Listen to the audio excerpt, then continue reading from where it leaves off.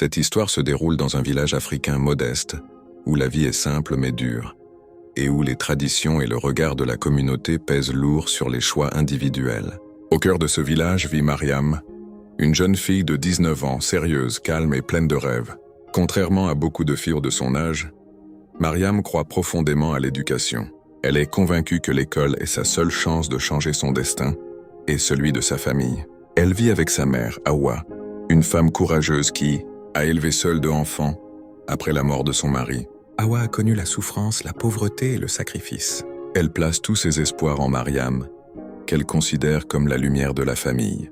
Chaque jour, elle lui rappelle que la réussite passe par la discipline, la patience et le respect de soi. Mariam est une élève exemplaire. Elle aide sa mère le matin, va à l'école l'après-midi et rêve de devenir infirmière. Elle veut soigner, aider, être utile. Son avenir semble tracé, jusqu'au jour où tout bascule. Un après-midi, Mariam fait la rencontre de Youssouf, un jeune homme plus âgé, charismatique, bien habillé, différent des garçons du village. Il vient souvent en moto, parle avec assurance et semble avoir réussi sa vie en ville. Très vite, il attire l'attention de Mariam. Au début, elle se méfie.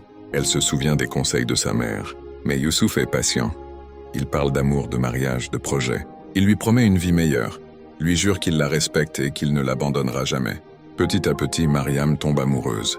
Elle croit avoir trouvé quelqu'un qui la comprend. Ils se voient en secret, loin des regards du village. Mariam se sent aimée, valorisée, importante.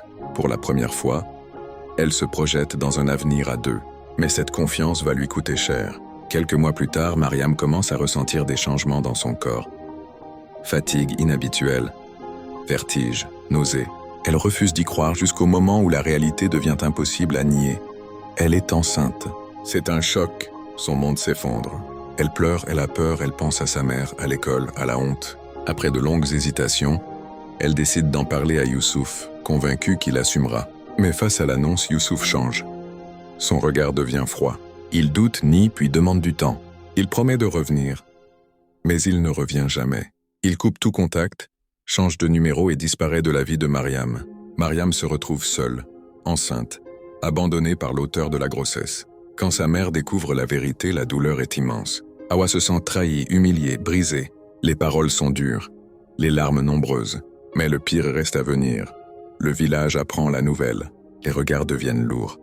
Les murmures se transforment en insultes. Mariam est jugée, pointée du doigt, rejetée.